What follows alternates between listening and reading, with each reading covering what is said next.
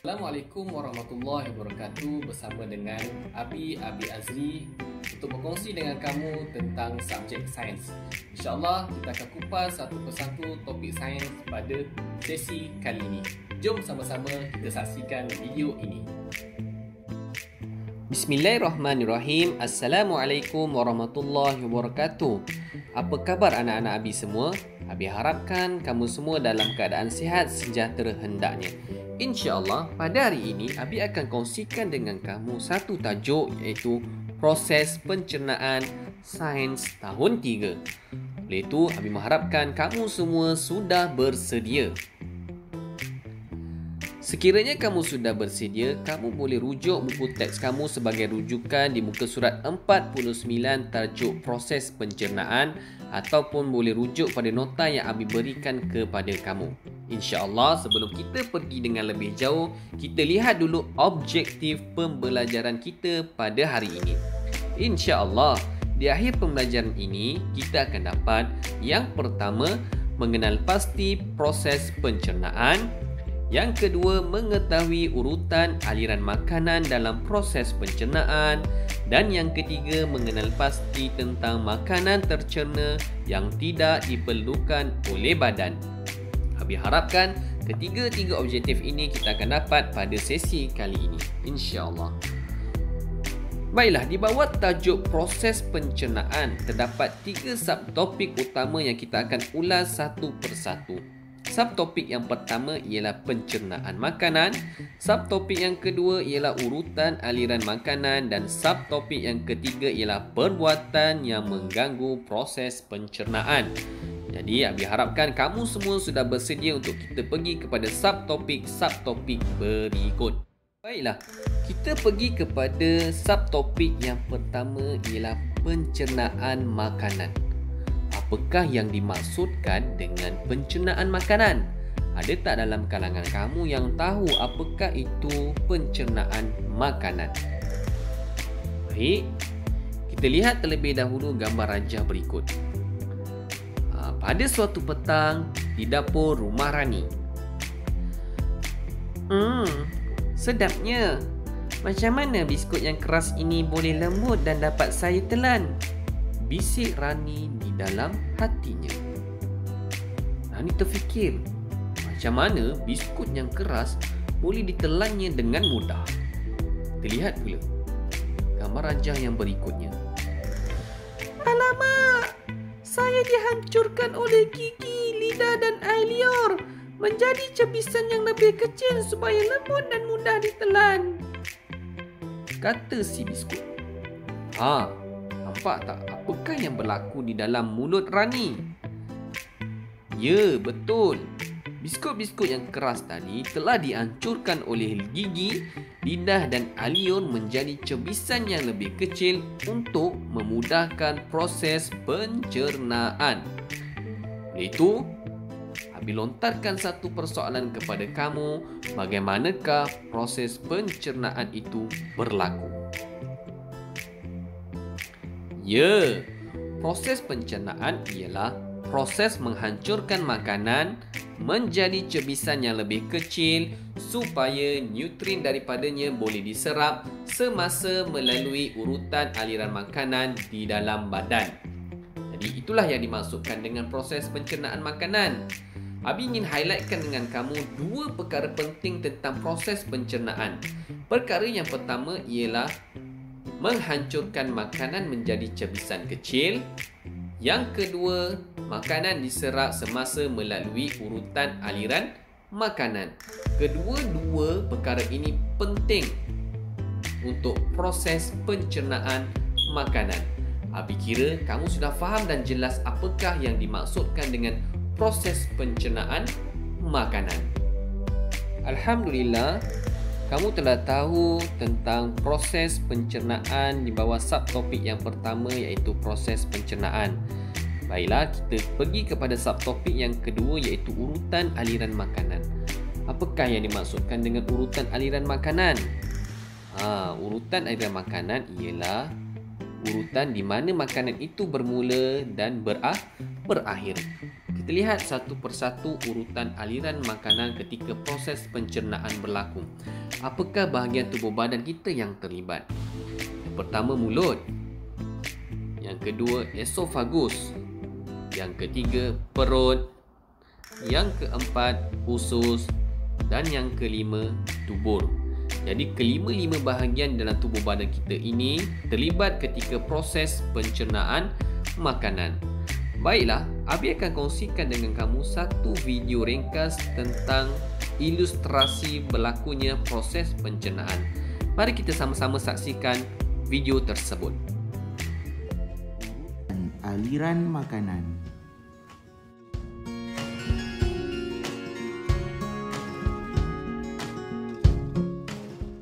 Tahukah anda apabila kita makan, ke manakah makanan itu akan pergi?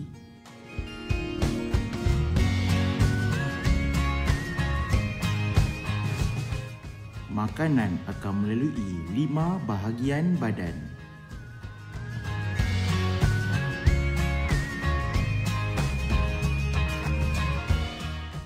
Apakah 5 bahagian badan tersebut? Ia adalah mulut, esofagus, perut, usus dan dubur.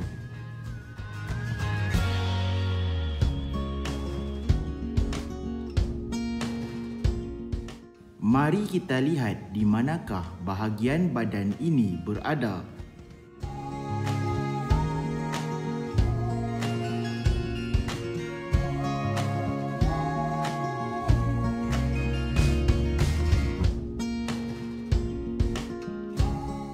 Sekarang kita lihat simulasi apabila kita makan makanan. Makanan melalui mulut ke esofagus,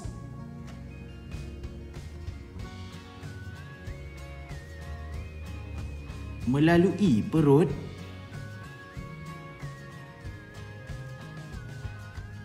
melalui usus, dan terakhir melalui dubur. Begitulah urutan aliran makanan.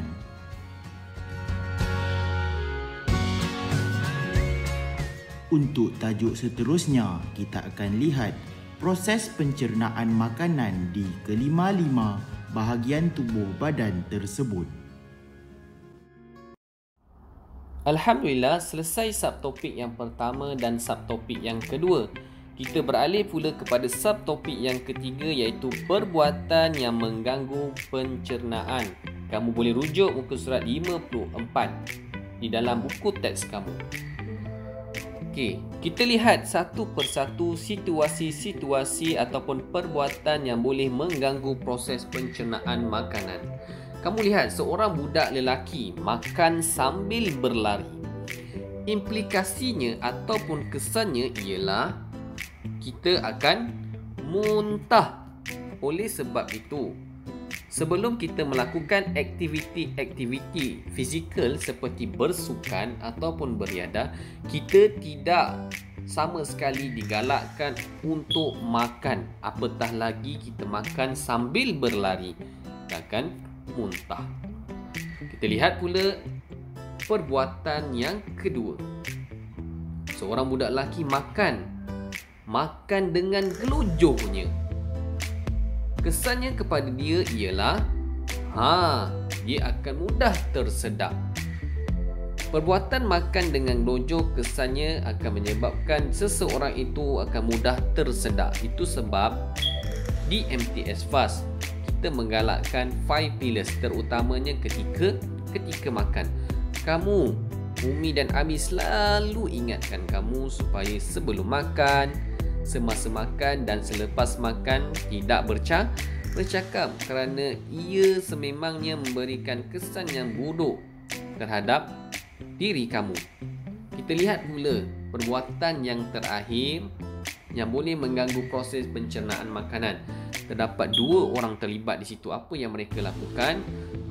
Mereka makan sambil bercakap. Selalu juga Abi perhatikan kamu ni sewaktu rehat. Makan, sebelum makan tu ataupun tengah makan tu borak-borak dengan kawan-kawan sebelah. Hal ini sebenarnya sangat-sangat tidak elok kerana ia memberikan kesan yang sangat buruk kepada kamu. Apa kesannya? Sekiranya kamu makan sambil bercakap, kesannya kamu akan tercekik. Itu sebab 5 pillars yang ditetapkan di MTS Fast perlu diikuti dan difahami dengan elok. Lebih-lebih lagi, 5 pillars yang kita berikan ataupun yang MTS Fast anjurkan ini selari dengan sunnah-sunnah yang dianjurkan oleh Rasulullah sallallahu alaihi wasallam. Okey, baiklah, sebelum kita pergi kepada latihan kendiri, Abi ingin ajak kamu membuat sedikit ulang kaji tentang ketiga-tiga subtopik tadi. Ulang kaji yang kita buat adalah dalam bentuk nyanyian.